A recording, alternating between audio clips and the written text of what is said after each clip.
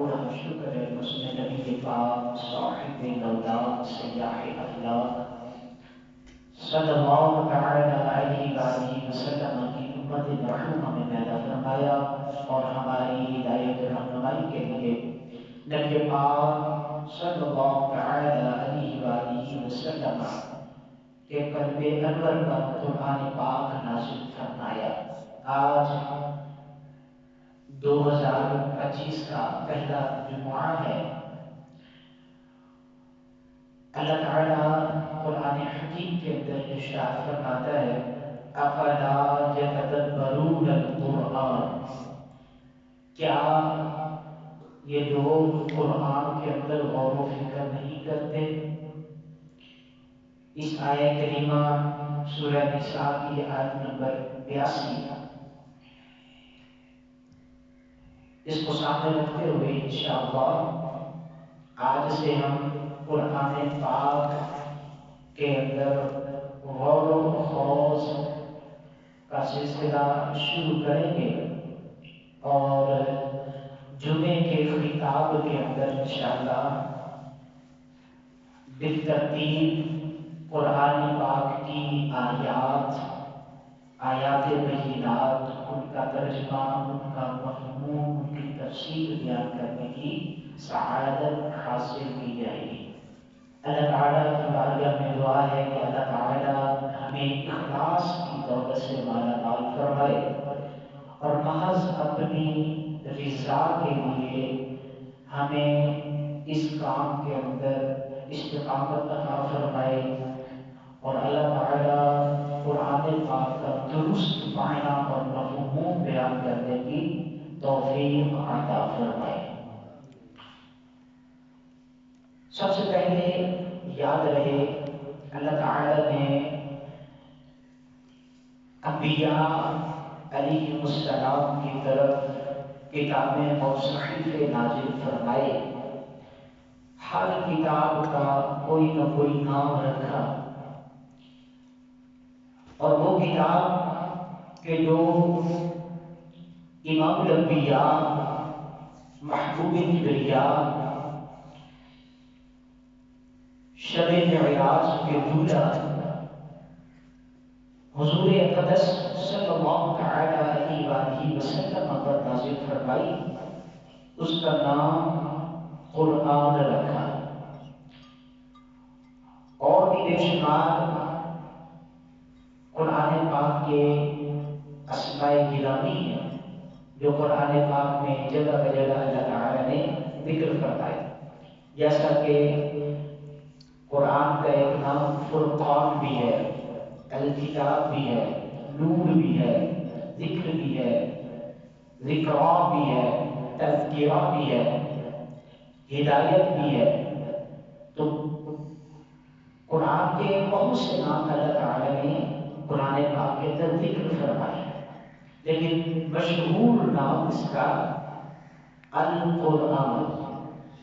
حضرت موسیٰ علیہ السلام پر جو کتاب نازل ہوئی وہ تورات، حضرت داؤد علیہ السلام پر زبور، حضرت سیدنا عیسیٰ علیہ السلام پر انجیل مقدس، اور ہمارے آقا مولا امام الانبیاء صلی اللہ علیہ وسلم پر قرآن پاک نازل ہوا۔ یہ تھی بڑی بڑی کتابیں۔ اس کے علاوہ صحیفے یعنی چھوٹی چھوٹی کتابیں بھی انبیاء پر نازل ہوئی۔ تو قرآن یہ جو نام رکھا گیا، اس کا معنی کیا ہے؟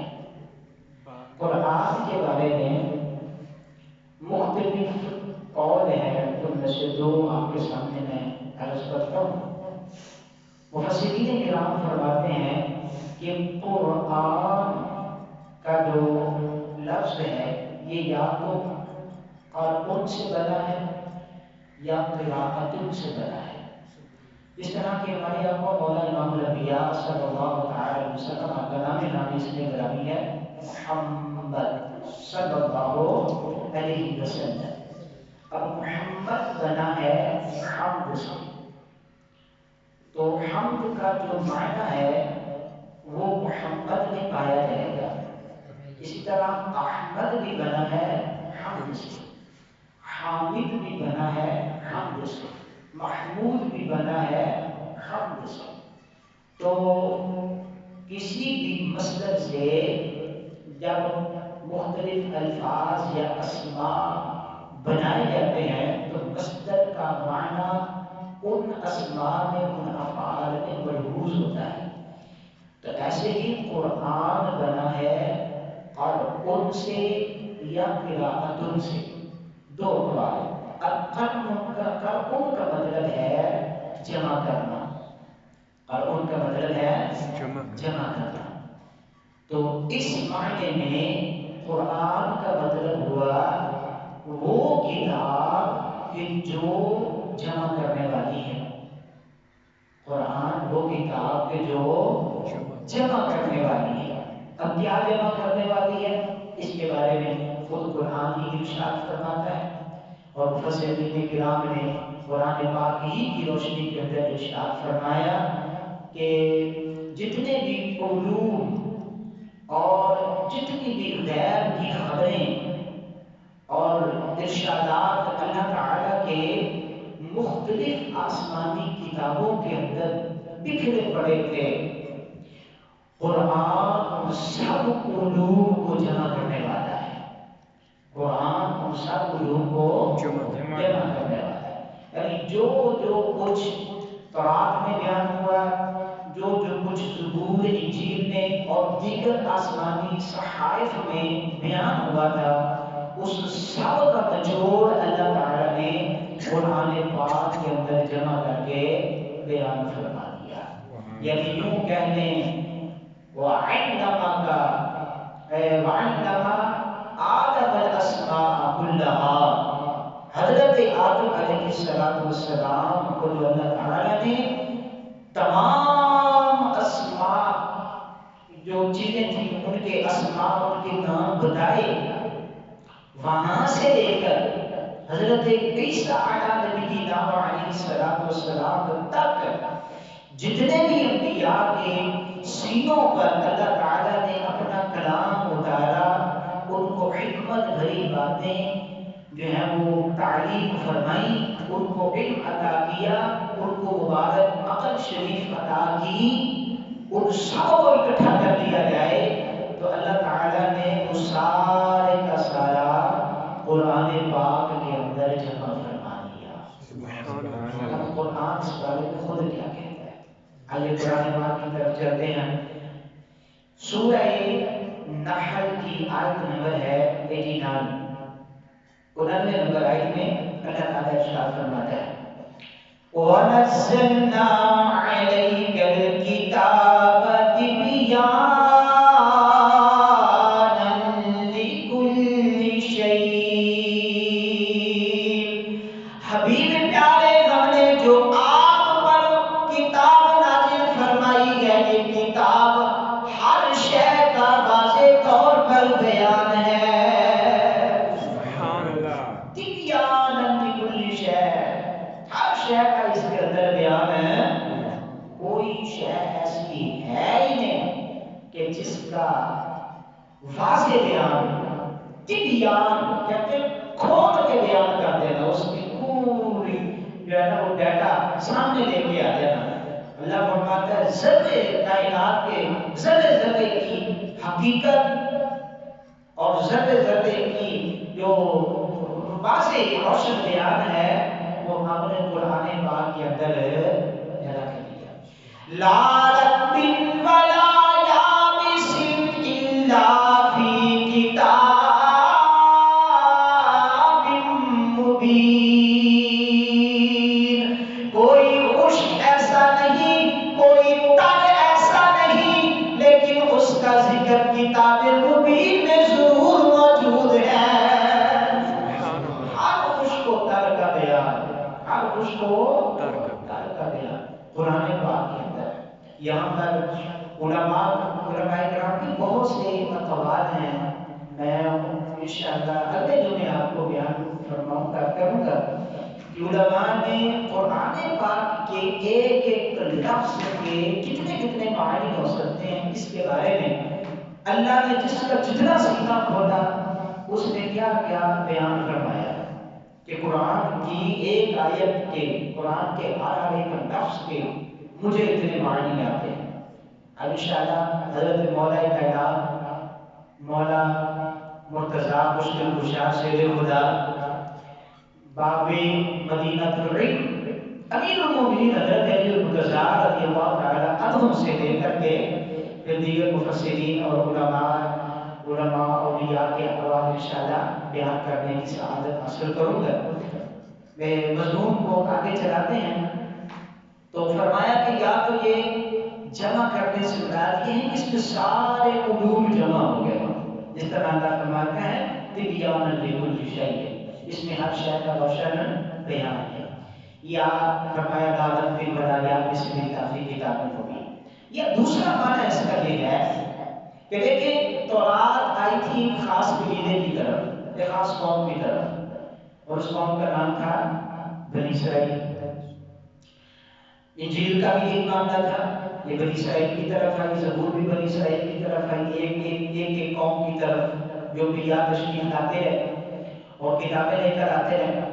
لیکن پوری دنیا کے مختلف لوگوں کو جن کا رنگ مختلف ہے، جن کی عادتیں مختلف ہیں، جن کے طور طریقے مختلف ہیں، جن کا پہننا مختلف ہے، جن کا کھانا مختلف ہے، جن کے موسم مختلف ہیں، جن کی زبانیں مختلف ہیں، جو ایک دوسرے کو سمجھتے نہیں، جانتے نہیں، ان سب کو جس کتاب نے اکٹھا کر دیا اور سارے آپس میں بھائی بھائی بنا دیے کہ جو ایک دوسرے کو جانتے پہچانتے نہ تھے، گورے کالوں کو نہیں جانتے تھے، کالے گوروں کو نہیں جانتے تھے، زبانیں مختلف ہیں، کوئی کسی کی بولی سمجھتا نہیں ہے، لیکن جب وہ کہتے سامنے والا کہ انا مسلم، آئی ایم مسلم، بس میں مسلمان ہوں، تو اب اس کے ساتھ جو دل کا ایک دل کے اندر محبت اور پیار کا رشتہ اجاگر ہوتا ہے، یہ کس سبب سے ہوا، یہ کس کتاب نے جمع کیا سب کو ایک پرچم کے نیچے؟ وہ قرآن پاک ہے۔ وہ کون سی کتاب ہے؟ قرآن پاک۔ اللہ تعالیٰ فرماتا ہے هُوَ سَمَّاكُمُ الْمُسْلِمُونَ مِنْ قَبْلُ وَفِي هَذَا، اللہ نے تمہارا نام مسلمان رکھ دیا ہے اس کتاب قرآن کے اندر بھی، اور اس سے پہلی والی کتابوں تورات زبور اور انجیل کے اندر بھی۔ اس وقت وہ صرف ایک قوم کی طرف آئی تھی، لیکن اللہ نے وہاں پہ بھی بیان فرما دیا میں ایک ایسا اپنا محبوب دنیا میں بھیجنے والا ہوں کہ جو مختلف قوموں کے دلوں کو آپس میں ملا کے رکھ دے گا۔ انما المؤمنون اخوہ، بے شک مسلمان مومنین آپس میں بھائی بھائی۔ اب ہندی ہے، کوئی سندھی ہے، کوئی پنجابی ہے، کوئی بلوچی ہے، کوئی پاکستانی ہے یا ایرانی ہے، ہاں جی، کوئی یمنی ہے یا عراقی ہے، جب اس نے لا الہ الا اللہ محمد رسول اللہ پڑھ لیا تو اس کا ایک ہی نام ہو گیا۔ اب وہ بلوچی نہیں ہے، وہ مسلمان ہے، وہ پنجابی نہیں ہے، وہ مسلمان ہے، وہ یمنی، عراقی، سعودی، پاکستانی، انڈین نہیں ہے، وہ کیا ہے؟ وہ سماکم المسلمون، اس نے تمہاری پہچان رکھ دی ہے کہ تم مسلمان ہو، تم مسلمان ہو۔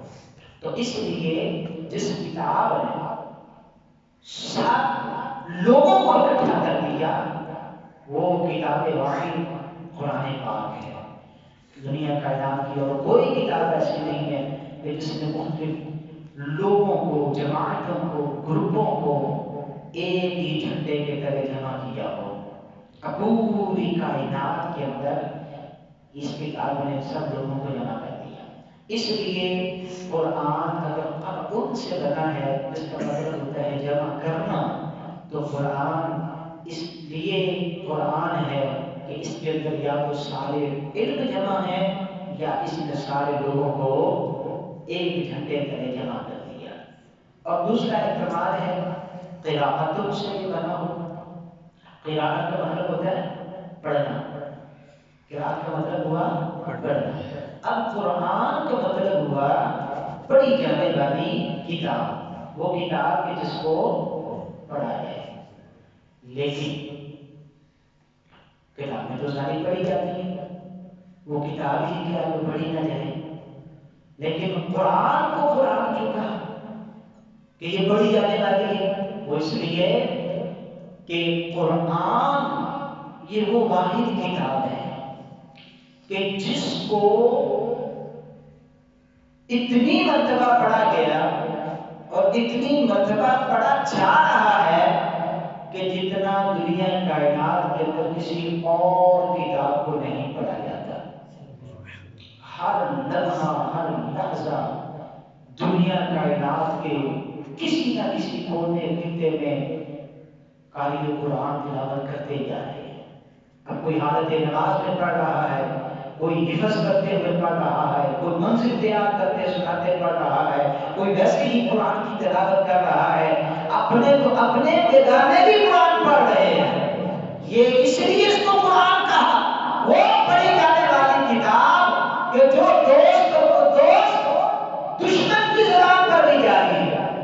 حضرت صدر الافاضل مفتی نعیم الدین مراد آبادی علیہ رحمہ سے ایک آریہ ہندو نے رام چندر نے کہا کہ دیکھیں حضرت، مجھے آپ کی کتاب قرآن کے 14 سپارے زبانی یاد ہیں.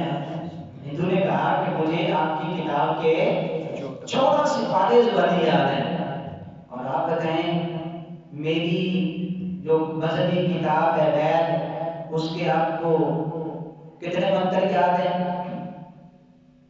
آپ کی کتاب کے مجھے 14 سپارے یاد ہیں، آپ کو میری کتاب کتنی یاد ہے؟ صدر الفاضل حضرت مفتی سید نعیم الدین مراد آبادی علیہ رحمہ، جن کا کنز الایمان کے اوپر حاشیہ ہے، یہ ترجمہ کنز الایمان کے اوپر جو نیچے اردو حاشیہ ہے، یہ نعیم الدین مراد آبادی علیہ رحمہ ہے. آپ اس قرآن یہ فرمایا اس میں تجربہ کی کون سی بات ہے؟ یہ تو میری کتاب، میری مذہبی کتاب قرآن کا کمال ہے کہ وہ دوست دشمن کے سینے تک بھی پہنچ گئی، اور یہ تیری وید کی کمزوری ہے کہ وہ اپنے ماننے والوں کے سینے کے اندر بھی پوری اتری ہے. ہاں جی، قرآن تو اپنے ماننے والے مسلمانوں کے سینوں میں بھی موجود، اور وہ نہیں مانتے ان کے دلوں کے اندر بھی گھس گیا، اور تیری وید تو اپنوں کے سینوں کے اندر بھی جگہ نہ بنا سکی. اور بقول تیرے وید کو آئے کروڑوں سال ہو چکے ہیں اور یہ ہندوستان سے باہر نہیں نکل سکی، اور قرآن چند صدیوں کے اندر ہی پوری دنیا کے خطے اور کونے کونے تک پہنچ گیا ہے. یہ تو میری کتاب کا، میری مذہبی کتاب کا کمال ہے، یہ کوئی نقص نہیں ہے. اور قرآن یہ وہ واحد کتاب ہے جس کو قرآن اس لیے کہا جاتا ہے پڑھی جانے والی کتاب، کہ بہت ساری کتابیں جب بندہ ایک آدھ بار پڑھتا ہے، 2-4 بار پڑھتا ہے، 10-15 بار پڑھتا ہے، اک جاتا ہے، پھر پڑھنے کو جی نہیں کرتا. بندہ کہتا ہے یار مجھے پتہ ہی ہے، میں نے پڑھا ہی ہوا اس کے اندر کیا ہے. لیکن کتاب قرآن وہ واحد کتاب ہے کہ جس کو جتنی بار پڑھا جائے ہر بار الگ ہی سرور ملتا ہے، ہر بار الگ ہی لطف اور مزہ آتا ہے. اسی لیے اس کتاب کو قرآن کہا گیا کہ یہ پڑھی جاتی ہے. اور اس کی جو پہلی وحی تھی وہ لفظ اقرا سے تھی، اے حبیب پیارے پڑھیے، اقرا بسم ربک الذی خلق، اپنے اس رب کے نام سے کہ جس نے پیدا فرمایا. تو اس لیے یہ چیز یاد رکھیے گا، بیان ہو چکا کہ ہم جس کتاب کو آج سے سمجھنے کی کوشش کرنے لگے ہیں اس کتاب کا نام ہے قرآن. اور قرآن کا مطلب ہے، اگر قلم سے بنا ہے یعنی جمع کرنا تو پھر اس کا مطلب ہے کہ وہ کتاب ہے جس کے اندر اللہ نے سارے علوم جمع فرما دیے، یا یہ کس کے سارے لوگوں کو ایک ہی جھنڈے تلے ایک ہی نام کے تحت جمع کر دیا۔ اور اگر یہ قرآن تم سے بنا ہے تو اس کا مطلب ہے پوری کائنات کے اندر، دنیا کے اندر یہ وہ واحد کتاب ہے کہ جس کی کثرت کے ساتھ تلاوت کی جاتی ہے۔ حالانکہ زبور، انجیل وہ بھی ساری آسمانی کتابیں ہیں، لیکن ان کی تلاوت، ان کا پڑھا جانا قرآن کے مقابلے میں بہت ہی کم ہے۔ اب آئیے قرآن پاک کے بارے میں چند ایک اور باتیں سماعت فرمائیے گا۔ یہ میرے پاس ہے تفسیر جلالین، جس کو حضرت علامہ جلال الدین سیوطی شافعی علیہ رحمہ اور حضرت علامہ جلال الدین محلی علیہ رحمہ نے جمع فرمایا۔ اس پر حاشیہ ہے علامہ احمد بن محمد الصادی علیہ رحمہ کا۔ تو علامہ صادی علیہ رحمہ کا بیان ہے، میں یہ آپ کے سامنے پیش کرتا ہوں، بڑا ہی معلوماتی ہے۔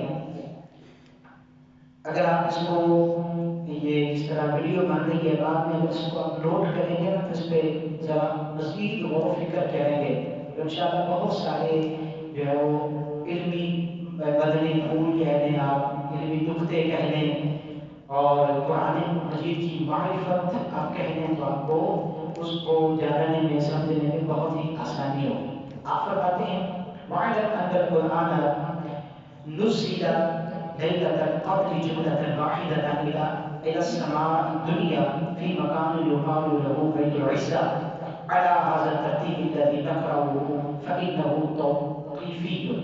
فرماتے ہیں یہ بات یاد رہے، قرآن ایک ہی بار، یک بارگی، قرآن جب بال جملہ ایک ہی مرتبہ قرآن اتر چکا، اور یہ کہاں اترا تھا؟ پہلے آسمان میں۔ کہاں اترا تھا؟ پہلے آسمان میں۔ اور جس رات اترا تھا وہ رات تھی لیلۃ القدر، قدر کی رات تھی، جس کے بارے میں اللہ فرماتا ہے نا اِنَّا أَنزَلْنَاهُ فِي لَيْلَةِ القدر۔ یہ یاد رہے، ایک ہوتا ہے انزلنا، ایک ہوتا ہے نزلنا، ایک ہوتا ہے انزلنا، ایک ہوتا ہے نزلنا۔ ان دونوں کا مطلب ہے اتارنا، لیکن تھوڑا فرق ہے۔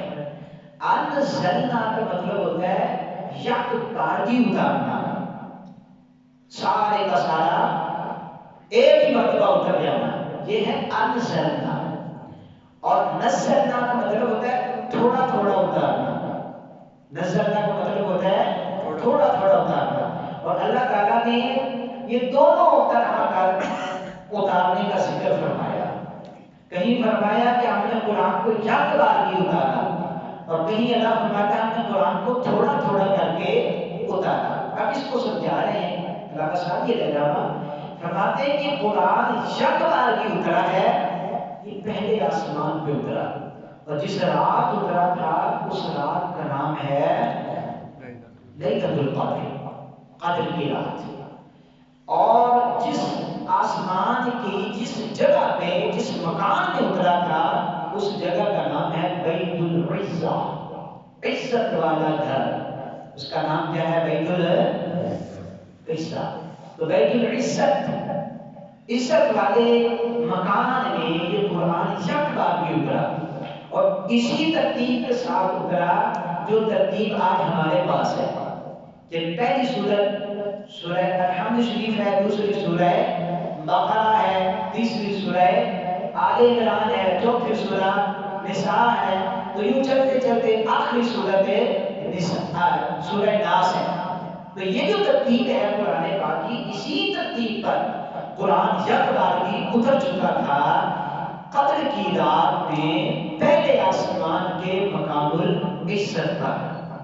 آگے فرماتے ہیں ثم نزل علی النبی صلی اللہ علیہ وسلم فی 23 سنہ علی حسب الوقائع لقوله تعالی اللہ تعالیٰ کے اس فرمان عالی شان کہ جو اللہ تعالیٰ نے سورہ فرقان کی آیت نمبر 33 کے اندر ارشاد فرمایا وَلَا يَأْتُونَكَ بِمِثْلٍ إِلَّا جِئْنَاكَ بِالْحَقِّ وَأَحْسَنَ تَفْسِيرًا، اور وہ کوئی کہاوت تمہارے پاس نہ لائیں گے مگر ہم حق اور اس سے بہتر بیان لے کر آئیں گے۔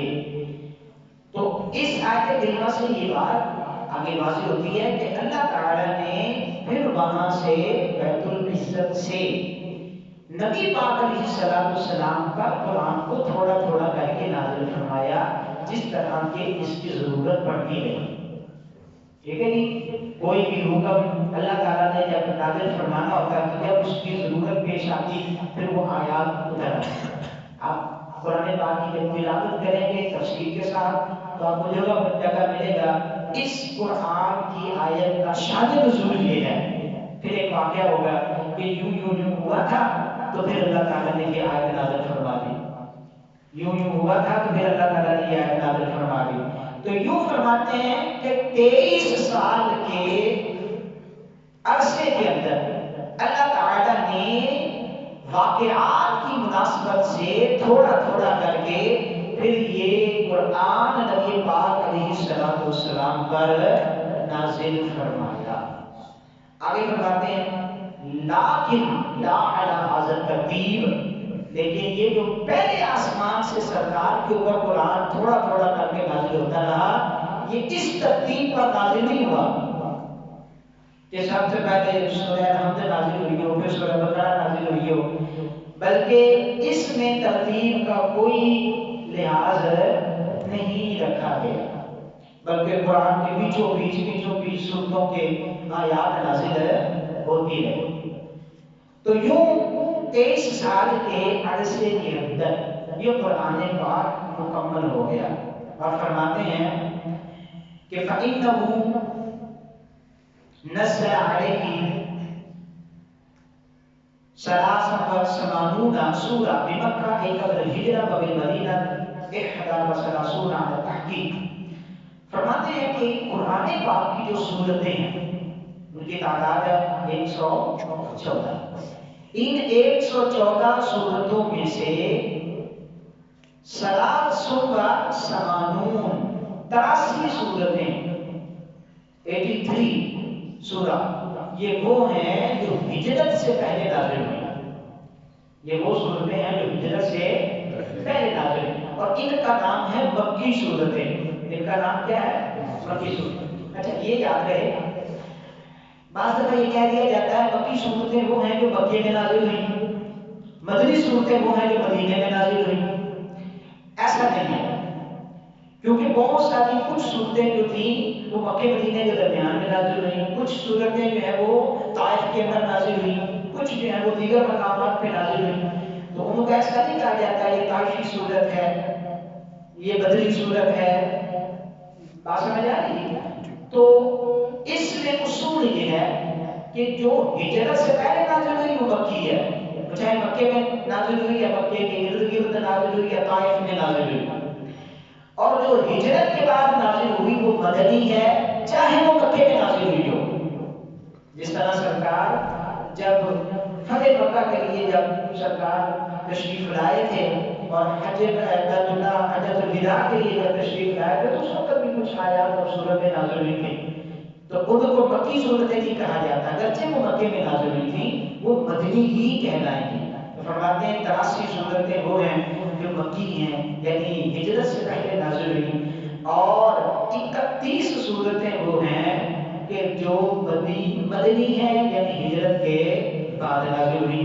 فَأَوَّلُ مَا نُزِّلَ بِمَکَّةَ اقرأ، سب سے پہلے جو مکہ مکرمہ میں صورت نازل ہوئی تھی اس کا نام سورہ اقرأ بِاسْمِ رَبِّكَ الَّذِي خَلَقَ ہے، یعنی سورہ علق۔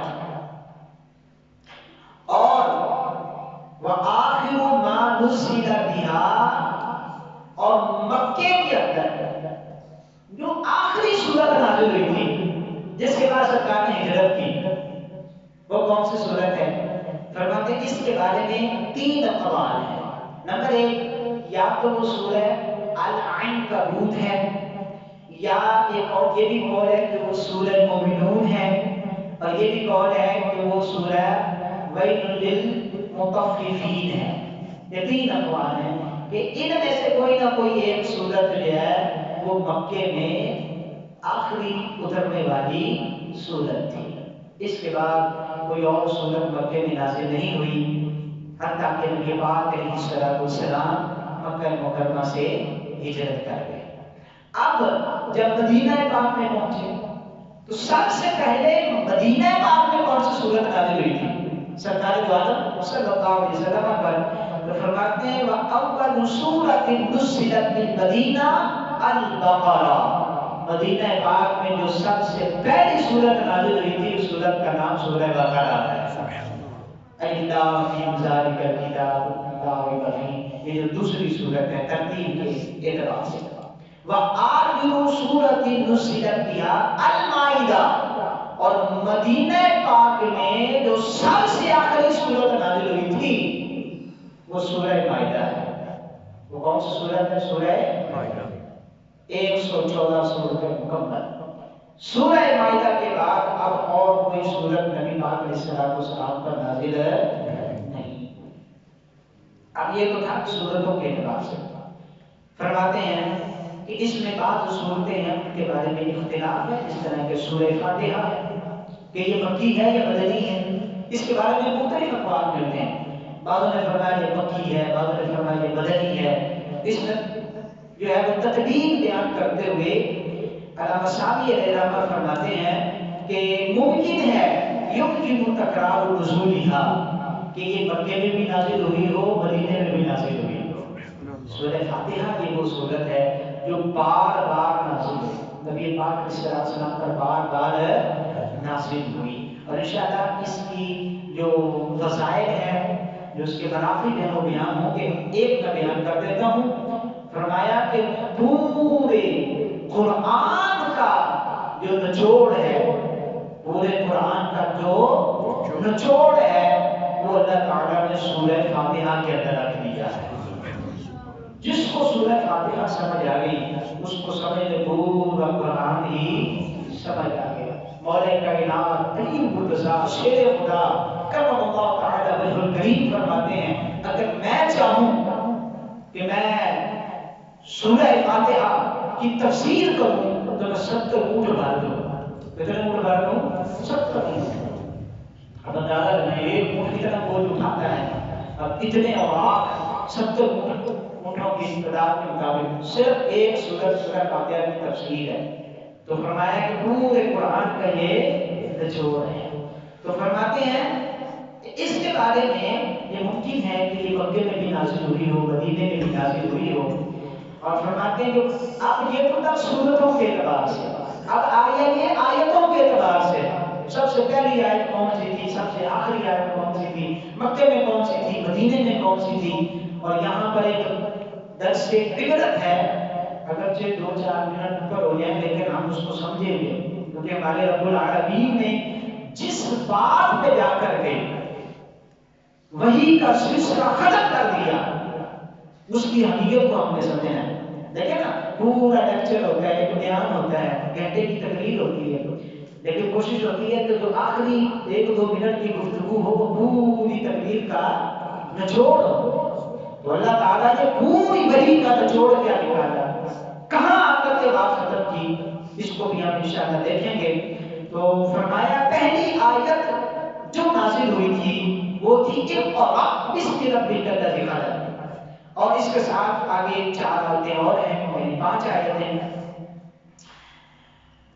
اور فرماتے ہیں کہ وآخر آیت علی الاطلاق، اور سب سے آخری آیت مطلقاً طور پہ جس پر سب کا اتفاق ہے کہ اس آیت کے بعد کوئی بھی آیت اللہ تعالیٰ نے نازل نہیں فرمائی، یعنی یوں کہہ لیں کہ جس بات پہ آ کے اللہ تعالیٰ نے وحی کا سلسلہ بند کر دیا، اب اس پر آ کر کے وحی خاموش، اب خدا کی طرف سے مخلوق سے گفتگو نہیں ہو رہی، اللہ نے وہی ختم کر دیا۔ وہ آیت کیا ہے؟ وہ آیت ہے سورۃ البقرہ کی آیت نمبر 281۔ اب دیکھتے ہیں اس آیت کے اندر کیا ہے۔ اللہ تعالیٰ قرآن پاک کی اس آیت کریمہ کے اندر ارشاد فرماتا ہے 281 میں، فرمایا وَاتَّقُوا يَوْمًا تُرْجَعُونَ فِيهِ إِلَى اللَّهِ۔ یہ بالفاظ دیگر کیوں میں کہہ دوں، پورے قرآن کا نچوڑ ہے۔ آخری بات بڑا صحیح ہوتا ہے وہ اللہ بیان فرما رہا ہے، نچوڑ کیا ہے، کہاں اگر بات ختم کی فرمایا وَاتَّقُوا يَوْمًا تُرْجَعُونَ فِيهِ إِلَى اللَّهِ، اس دن سے ڈرو کہ جس دن تمہیں اللہ کی بارگاہ میں لوٹایا جائے گا، اس دن سے ڈرو۔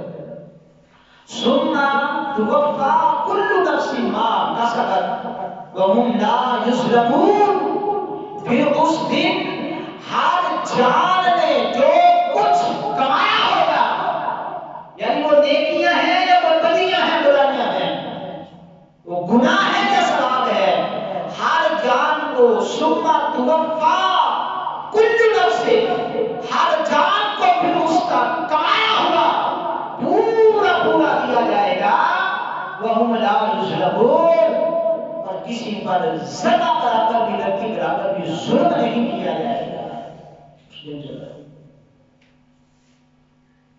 اب وحی کا سلسلہ ختم، لیکن اس آیت کا تعلق جن آیت کے ساتھ کیا ہے؟ کیا بات کرتے کرتے اللہ نے اینڈ کر دیا، یعنی یوں کہہ رہے آخری بات اللہ نے کس چیز سے منع کیا تھا ہمیں، یا کیا حکم دیا تھا ہمیں۔ اب اسی آیت سے اب ذرا سا پیچھے آ جائے، اللہ تعالیٰ نے پچھلی 2 آیتوں کے اندر ایمان والوں کو ذکر کرتے ہوئے مخاطب کرتے ہوئے ایک بات فرمائی۔ اللہ فرماتا ہے یا ایھا الذین آمنوا، اے ایمان والو، یا ایھا الذین آمنوا اتقوا اللہ وَذَرُوا مَا بَقِیَ مِنَ الرِّبَا إِن كُنتُم مُؤْمِنِینَ، فرمایا او ایمان والو اللہ سے ڈرو اور وہ سود چھوڑ دو کہ جو کچھ باقی رہ گیا ہو۔ اب سود کو اللہ نے حرام فرمایا، یہ آخری آیات میں پڑھا تو فرمایا کہ سود کو چھوڑ دو جو کچھ باقی رہ گیا ہے، جو معاملہ پہلے حرمت آ چکی تھی، فرمایا اب کچھ جو لے لیا سو لے لیا، جو رہ گیا وہ چھوڑ دو۔ ان کنتم مومنین، اگر تم مومن ہو، اگر تم مومن ہو، جو نہ شرطیہ آ گیا، یعنی اگر تم مومن ہو تو چھوڑ دو، اگر چھوڑ دیتے ہو تو پتہ چل جائے گا تم مومن ہو، اور اگر سود لینا نہیں چھوڑتے تو نتیجہ کیا ہے؟ تم مومن نہیں ہو، بولو تم مومن نہیں، جو ایسا کیا ہے اگر تم مومن ہو تو چھوڑ دو، اور اگر تم مومن نہیں ہو تو نہ چھوڑو۔ لیکن آگے فرمایا فَإِن لَمْ تَفْعَلُوا، اور اگر تم نے ایسا نہ کیا، یعنی سود نہ چھوڑا، فَأْذَرُوا بِحَرْبٍ مِّنَ اللَّهِ وَرَسُولِهِ، تو پھر یقین کر لو کہ اللہ اور اس کے رسول کے ساتھ تمہارا اعلان جنگ ہے۔ تم یہ کہہ رہے ہو کہ ہم تیار ہیں اللہ سے لڑنے کے لیے، ہم تیار ہیں اللہ کے رسول سے لڑنے، یہ تم کہہ رہے ہو اگر تم سود نہیں چھوڑ رہے ہو۔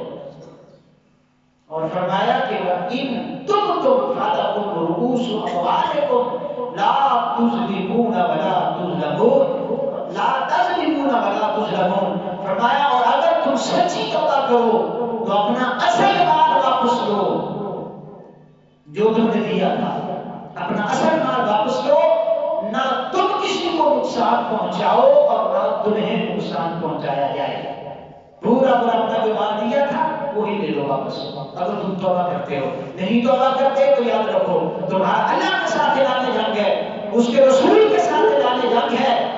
وَإِنْ كَانَ ذُو عُسْرَةٍ فَنَظِرَةٌ إِلَىٰ مَيْسَرَةٍ، اور فرمایا اور اگر قرض دار تنگی والا ہو تو اس کو مہلت دو، جس کو تم نے قرض دیا تھا اگر وہ تنگ دست ہے، غریب ہے، نہیں ادا کر سکتا تو اس کو مہلت دو، اس کو رعایت دو، اس کو وقت دو۔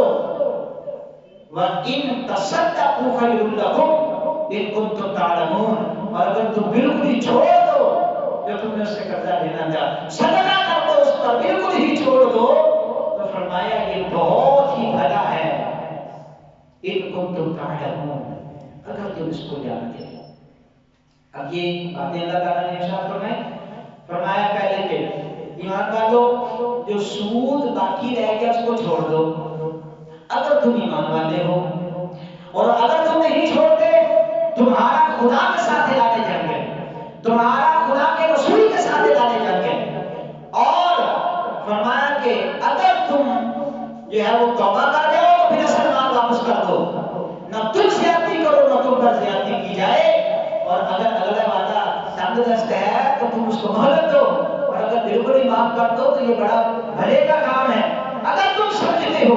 اب اللہ تعالیٰ نے یہ آیت نازل فرمائی، فرمایا وَاتَّقُوا يَوْمًا تُرْجَعُونَ فِيهِ إِلَى اللَّهِ، اور بس ڈر جانا اللہ سے اس دن سے کہ جس دن تم اللہ کی بارگاہ میں لوٹائے جائیں گے، ثُمَّ تُوَفَّى كُلُّ نَفْسٍ مَا كَسَبَتْ وَهُمْ لَا يُظْلَمُونَ، پھر اللہ ہر جان کو اس کا پورا بدلہ دے گا جو اس نے اچھا کمایا یا برا کمایا، اور اللہ کسی پر ظلم نہیں کرے گا۔ اب یہاں پر وہی خاموش، اب خدا کا جو کلام تھا مخلوق کے ساتھ وہ خاموش ہو گیا۔ یعنی پنجابی میں ہمارے لہجے میں اس کو یوں کہہ دیں کہ استاد جب سمجھاتا ہے بیٹے کو کہ کوئی بیٹا یہ سب یاد کر کے آنا، بیٹا باہر جا کے گلی میں کھیل کود کر رہا ہے سمجھانے کے لیے، ورنہ اللہ تعالیٰ کا استاد کی کوئی مثال بنتی ہی نہیں ہے، میں سمجھانے کے لیے کہہ رہا ہوں۔ استاد سمجھاتا آخر میں کہتا ہے کوئی پتر کل پھر میرے کو نہیں آنا ہے، سویرے پھر میرے کو نہیں آنا ہے، تو یہاں پر استاد بات ختم کر دیتا ہے۔ اللہ تعالیٰ نے پورا قرآن نازل کر کے فرمایا وَاتَّقُوا يَوْمًا، ڈرو اس دن سے کہ جس دن تم میرے پاس آؤ گے۔ اللہ تعالیٰ ہمیں اپنا تقویٰ نصیب فرمائے، اللہ تعالیٰ نے قرآن پر عمل کی توفیق عطا فرمائے، اور بالخصوص جس کام سے اللہ تعالیٰ نے آخر میں منع فرمایا وہ کیا ہے؟ سود۔ وہ کیا ہے؟ سود۔ اللہ تعالیٰ ہمیں اس نحوست سے بھی بچنے کی توفیق عطا فرمائے، آمین، بجاہ نبی صلی اللہ علیہ وسلم۔